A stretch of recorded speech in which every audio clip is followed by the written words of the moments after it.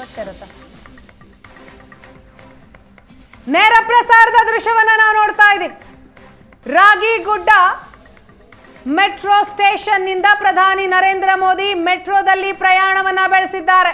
ಕೋನಪ್ಪನ ಅಗ್ರಹಾರದವರೆಗೂ ಪ್ರಧಾನಿ ಮೋದಿ ಅವರ ಬಲಭಾಗದಲ್ಲಿ ಡಿಸಿಎಂ ಡಿಕೆ ಶಿವಕುಮಾರ್ ಇದ್ದಾರೆ, ಎಡಭಾಗದಲ್ಲಿ ರಾಜ್ಯಪಾಲರು ಕೂಡ ಇದ್ದದನ್ನ ನಾವು ನೋಡಿದ್ವಿ.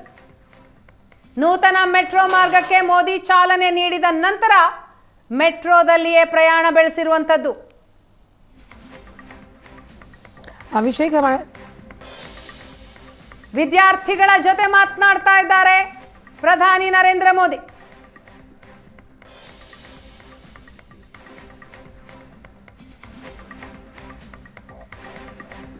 ನೇರ ಪ್ರಸಾರದ ದೃಶ್ಯವನ್ನ ನೀವು ನೋಡ್ತಾ ಇದ್ದೀರಿ. ಸಿಲಿಕಾನ್ ಸಿಟಿ ಜನರ ಬಹು ನಿರೀಕ್ಷಿತ, ಬಹು ಬೇಡಿಕೆಯ ಹಳದಿ ಮೆಟ್ರೋ ಲೇನ್ ಅನ್ನ ಉದ್ಘಾಟನೆ ಮಾಡಿದ ನಂತರ ಪ್ರಧಾನಿ ನರೇಂದ್ರ ಮೋದಿ ರಾಗಿಗುಡ್ಡ ಮೆಟ್ರೋ ಸ್ಟೇಷನ್ ನಿಂದ ಪ್ರಯಾಣ ಬೆಳೆಸಿದ್ದಾರೆ ಕೋನಪ್ಪನ ಅಗ್ರಹಾರದವರೆಗೂ. ಈ ಮಧ್ಯೆ ಮೆಟ್ರೋದಲ್ಲಿರುವಂತಹ ವಿದ್ಯಾರ್ಥಿಗಳ ಜೊತೆ ಮೋದಿ ಮಾತನಾಡ್ತಾ ಇದ್ದಾರೆ, ಸಂವಾದವನ್ನ ನಡೆಸ್ತಾ ಇದ್ದಾರೆ.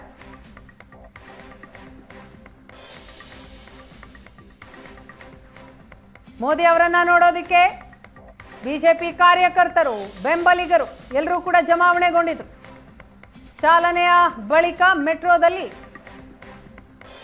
ಪ್ರಧಾನಿ ನರೇಂದ್ರ ಮೋದಿ ವಿದ್ಯಾರ್ಥಿಗಳ ಜೊತೆ ಮಾತನಾಡ್ತಾ ಇದ್ದಾರೆ. ಹಳದಿ ಮೆಟ್ರೋ ಮಾರ್ಗ ಲೋಕಾರ್ಪಣೆಗೊಂಡಿದೆ. ರಾಗಿಗುಡ್ಡ ನಿಲ್ದಾಣದಿಂದ ಕೋನಪ್ಪನ ಅಗ್ರಹಾರದವರೆಗೂ ಅದೇ ಮೆಟ್ರೋ ಟ್ರೈನ್ನಲ್ಲಿ ಪ್ರಧಾನಿ ಮೋದಿ ಪ್ರಯಾಣ ಬೆಳೆಸಿದ್ದಾರೆ. ವಿದ್ಯಾರ್ಥಿಗಳಿದ್ದಾರೆ, ಅವರ ಜೊತೆ ಮಾತನಾಡ್ತಾ ಇದ್ದಾರೆ. ಸಿಲ್ಕ್ ಬೋರ್ಡ್ ಟ್ರಾಫಿಕ್ ಜಾಮ್ನ ಕುರಿತಾಗಿಯೂ ಕೂಡ ಕೇಳ್ತಾ ಇದ್ರು ಮಕ್ಕಳ ಬಳಿ.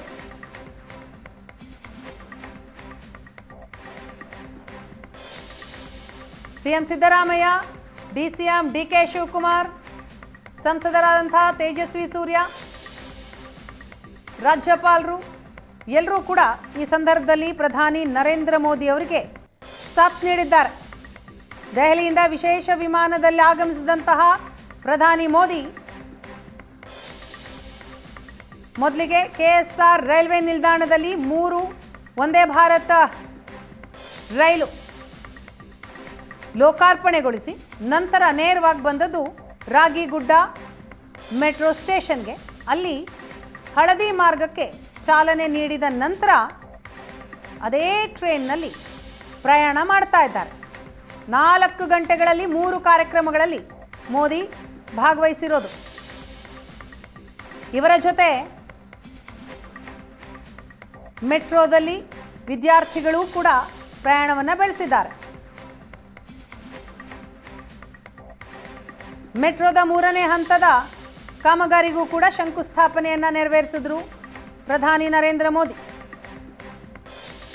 ಇನ್ನು ಎಲೆಕ್ಟ್ರಾನಿಕ್ ಸಿಟಿಯ IIIT ಕೇಂದ್ರದ ಸಭಾಂಗಣಕ್ಕೂ ಕೂಡ ತೆರಳುತ್ತಾರೆ.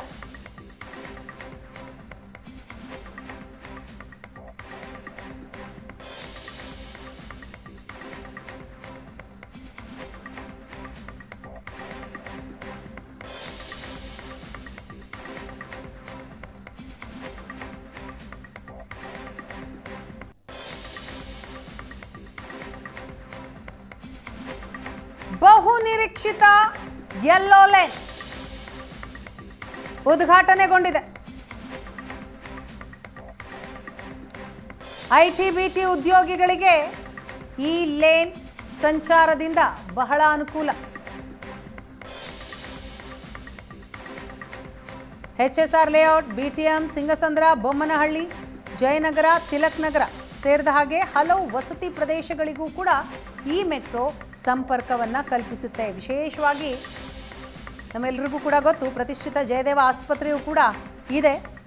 ಆ ಆಸ್ಪತ್ರೆಗೆ ಈಸಿಯಾಗಿ ರೀಚ್ ಆಗ್ಬೋದು. ಇನ್ನು ಇನ್ಫೋಸಿಸ್ ಹಾಗೂ ಬಯೋಕಾನ್ ಸಂಸ್ಥೆಗೆ ತೆರಳುವಂತಹ ಸಾವಿರಾರು ಉದ್ಯೋಗಿಗಳಿದ್ದಾರೆ, ಅವ್ರಿಗೂ ಕೂಡ ಇದರಿಂದ ಸಹಾಯ ಆಗಲಿದೆ. ಬೆಂಗಳೂರಿನಿಂದ ತಮಿಳುನಾಡಿನ ಹೊಸೂರಿಗೆ ತೆರಳುವವರಿಗೂ ಕೂಡ ಅನುಕೂಲ ಆಗಲಿದೆ. ವಿಶೇಷವಾಗಿ ಟ್ರಾಫಿಕ್ ಜಾಮ್ ಕಡಿಮೆ ಆಗಲಿದೆ. ಸಂಚಾರ ದಟ್ಟಣೆ ಕಡಿಮೆ ಆಗುವ ನಿರೀಕ್ಷೆ ಇದೆ.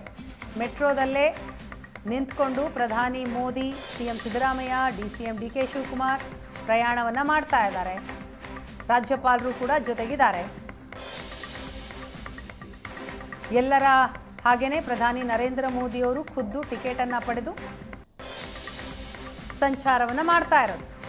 ರಾಗಿಗುಡ್ಡ ನಿಲ್ದಾಣದಿಂದ ಕೋನಪ್ಪನ ಅಗ್ರಹಾರ ಸ್ಟೇಷನ್ವರೆಗೂ. ಈ ಪ್ರಯಾಣದ ಮಧ್ಯೆ BMRCL ಸಿಬ್ಬಂದಿಗಳ ಜೊತೆ ಮಾತನಾಡ್ತಾ ಇದ್ದಾರೆ. ಮುಖ್ಯಸ್ಥರು ಎಲ್ಲವನ್ನೂ ಕೂಡ ವಿವರಿಸ್ತಾ ಇದ್ದಾರೆ. ವಿದ್ಯಾರ್ಥಿಗಳು ಕೂಡ ಈ ಸಂದರ್ಭದಲ್ಲಿ ಇದ್ದಾರೆ. ಶಾಲೆಗೆ ಹೋಗಬೇಕು ಅಂತಂದರೆ ರಸ್ತೆ ಮಾರ್ಗದಲ್ಲಿ ಹೋಗುವಾಗ ಏನೆಲ್ಲ ತೊಂದರೆಗಳಾಗ್ತಾ ಇತ್ತು ಅನ್ನೋದನ್ನ ಮೋದಿಯವರಿಗೆ ವಿವರಿಸ್ತಾ ಇದ್ರು. ಜನರ ಜೊತೆ ಪ್ರಧಾನಿ ಮೋದಿ ಸಂವಾದ ಮಾಡ್ತಾ ಇದ್ದಾರೆ.